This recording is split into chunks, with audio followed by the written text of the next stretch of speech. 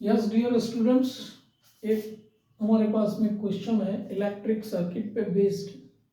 इस electric circuit पे based question को हम देखें तो हमको find the current in each resistor हमको कैलकुलेट करना है। कैलकुलेट करना है तो हम यहाँ अज्यूम कर लेते हैं कि यहाँ तो करंट आई फ्लो रहा है और यहाँ पर आपके I1 है, यहाँ आपका I2 है और यहाँ I3 करंट है।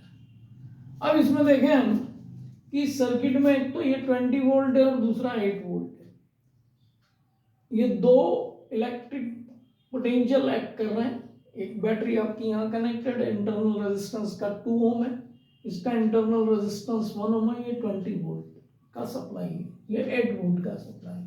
ये रेजिस्टेंस यहाँ पर कनेक्टेड है और ये तीनों पैरेलल में कनेक्टेड है एक, है ना। तो सबसे पहला काम हमको क्या करना है इस टाइप से कुछ सर्किट में, जिस कि हम इक्विवेलेंट रेजिस्टेंस डिटरमाइन कर लें। तो अब इक्विवेलेंट रेजिस्टेंस हम डिटरमाइन करते हैं तो सबसे पहले हम इस कॉम्बिनेशन का, पैरेलल कॉम्बिनेशन का रेजिस्टेंस निकाल लें। बाकी तो ये पूरा सीरीज में आ जाएगा। तो हम यहाँ ले लेते हैं कि 5 प्लस दिस इज 1 प्लस 2, हम टोटल रेजिस्टेंस निकाल रहे हैं। टोटल रेजिस्टेंस हम कैलकुलेट कर रहे हैं। तो टोटल रेजिस्टेंस निकालने के लिए तो हो गया 5, ये सीरीज में, ये सीरीज में, तो हमने ऐड कर लिया। अब ये पैरेलल कॉम्बिनेशन का है तो मैं पहले इसको पैरेलल कॉम्बिनेशन वाले को हम सॉल्व कर लेते हैं। 1/12 प्लस 1/6 प्लस 1/4, तो ये हो गया 12, 1 2 3, तो it is 3 plus 2 plus 5 and 6/12। तो रेजिस्टेंस ये पूरा इक्विवेलेंट रेजिस्टेंस इसका हो जाएगा आपका 12/6, दैट इज 2 ओम। इस 2 ओम के रेजिस्टेंस को हम यहाँ पर इसमें ऐड कर देते हैं तो हमको टोटल मिल रहा है 10 ओम। 2 plus 2 that is 4 plus 1 5 and 10। ठीक है, तो अब हमने टोटल रेजिस्टेंस कैलकुलेट कर लिया। हम पोटेंशियल डिफरेंस कैलकुलेट कर लें तो यहाँ पे हम देखें तो V, जो V/R हमको इसमें करंट दे देगा I। तो हम देखें V/R क्या होता है। तो ये आपका 20 है, ये 8 है, तो 20 माइनस 8 आपको ये पोटेंशियल डिफरेंस दे देगा। तो 20 minus 8 divided by total resistance 10, तो ये आ गया आपका 12/10, 1.2 एम्पियर। अब यहां पर हम देखें तो करंट जो फ्लो हो रहा है 1.2 एम्पियर का करंट फ्लो हो रहा है यहां पर इस वक्त। तो हमारा एक आंसर तो हो गया कि करंट थ्रू 5 ओम रेजिस्टेंस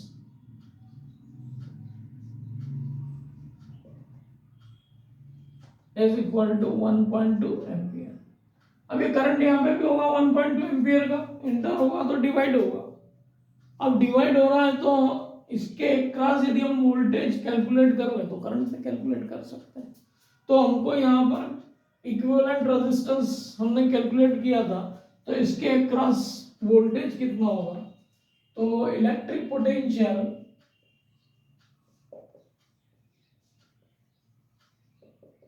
इसके अक्रॉस जो होगा, across the combination, across parallel combination,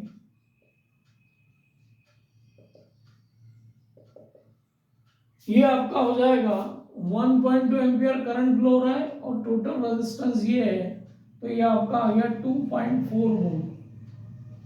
अब इसके अक्रॉस 2.4 वोल्ट है, इसके अक्रॉस 2.4 वोल्ट है और इसके अक्रॉस भी 2.4 वोल्ट है। तो हम करंट कैलकुलेट कर सकते हैं। I1 विल बी, ले लें हम 2.4/12, तो ये आ गया आपका 0.2 एम्पियर।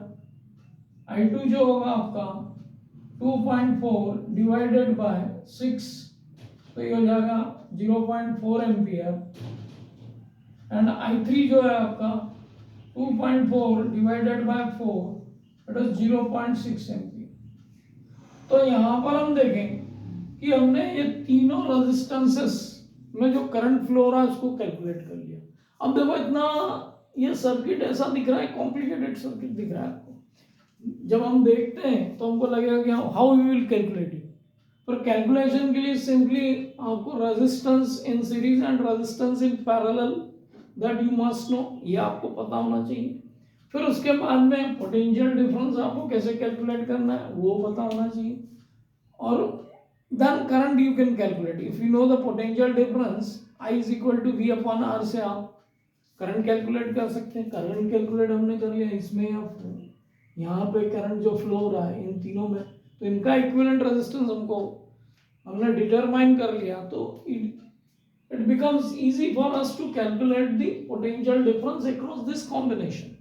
इस एक के क्रॉस हमारे को पोटेंशियल डिफरेंस मिल गया, और पोटेंशियल डिफरेंस कैलकुलेट करने के बाद में करंट कैलकुलेशन करना बड़ा आसान हो गया। तो इस तरीके से इस प्रकार के क्वेश्चंस को हम अटेम्प्ट कर सकते हैं। बेसिक कंसेप्ट क्या यूज हुआ, पैरेलल सीरीज और ओम्स लॉ।